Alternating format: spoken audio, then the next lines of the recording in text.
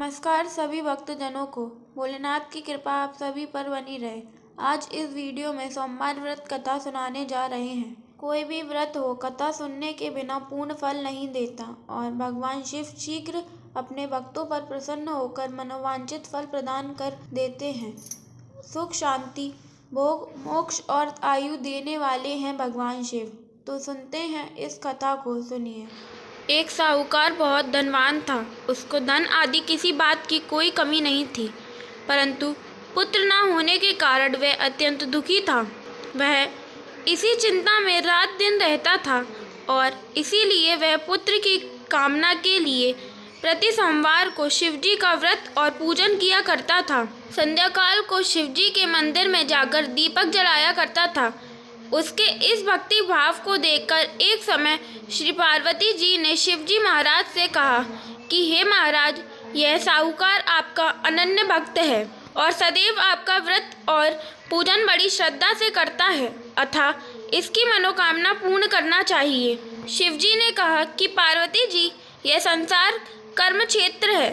जैसा किसान खेत में बीज बोता है वैसा ही फल काटता है, उसी तरह संसार में जो जैसा कर्म करते हैं वैसा ही फल भोगते हैं। पार्वती जी ने अत्यंत आग्रह से कहा कि महाराज, जब यह आपका ऐसा भक्त है और यदि इसको किसी प्रकार का दुख है तो उसको अवश्य दूर करना चाहिए, क्योंकि आप तो सदैव अपने भक्तों पर दया करते हैं, उनके दुखों को दूर करते हैं।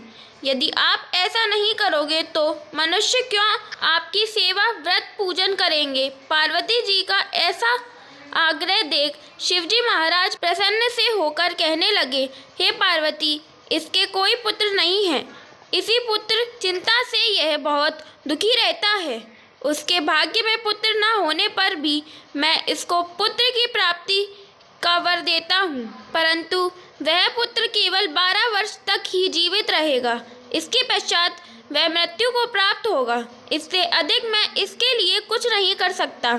यह सब बात साहूकार सुन रहा था। इससे उसको ना कुछ प्रसन्नता हुई और ना कुछ दुख हुआ। वह पूर्ववत जैसे ही शिवजी महाराज का सोमवार का व्रत और पूजन करता रहा। कुछ समय व्यतीत हो जाने पर साहूकार की स्त्री गर्भवती हुई और 10वें महीने उसके गर्भ में अति सुंदर पुत्र की प्राप्ति हुई। साहूकार के घर में बहुत खुशी मनाई गई, परंतु साहूकार ने उसको केवल 12 वर्ष की आयु जानकर अधिक प्रसन्नता प्रकट नहीं की और ना ही किसी को भेद बताया। जब वह 9 वर्ष का हो गया तो उस बालक की माता ने उसके पिता से उसके विवाह आदि के लिए कहा, परंतु वह साहूकार कहने लगा, मैं अभी इसका विवाह नहीं करूंगा और काशी में पढ़ने के लिए भेजूंगा।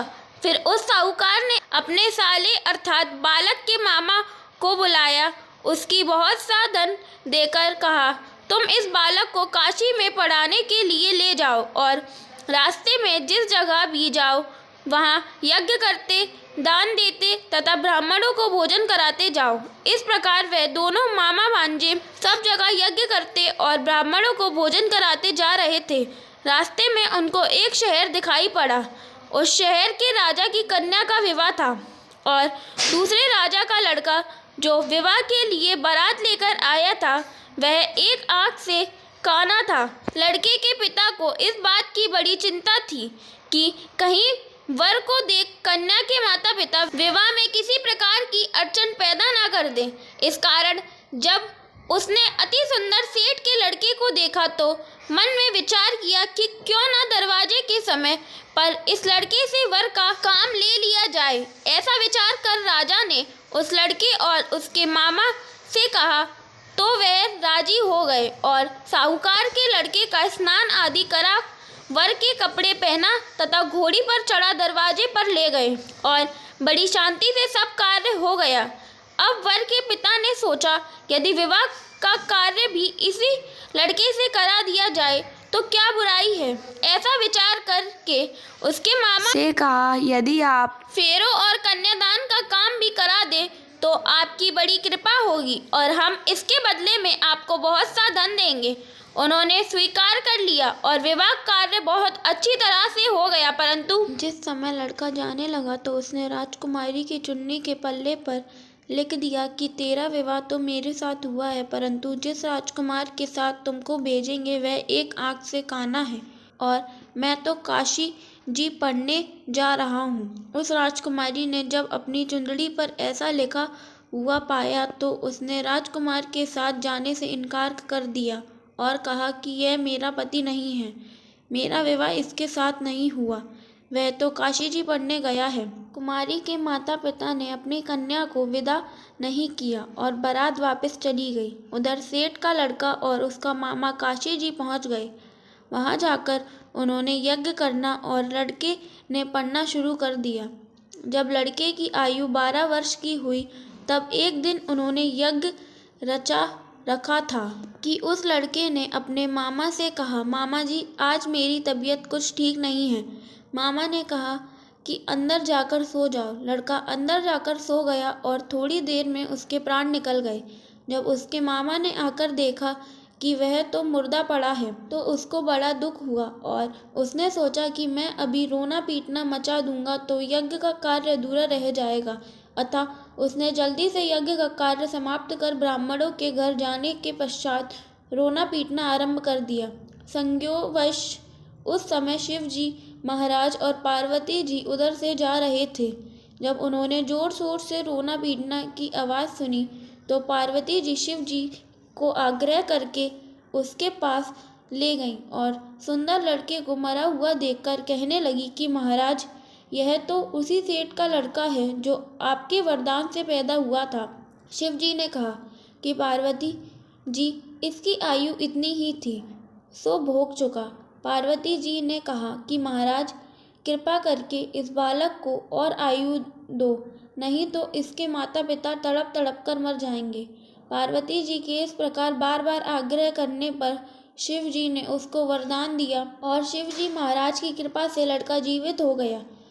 शिव पार्वती कैलाश चले गए। तब वह लड़का और उसका मामा उसी प्रकार यज्ञ करते हुए अपने घर की तरफ चल पड़े और रास्ते में उसी शहर में आए जहाँ पर उस लड़के का विवाह हुआ था।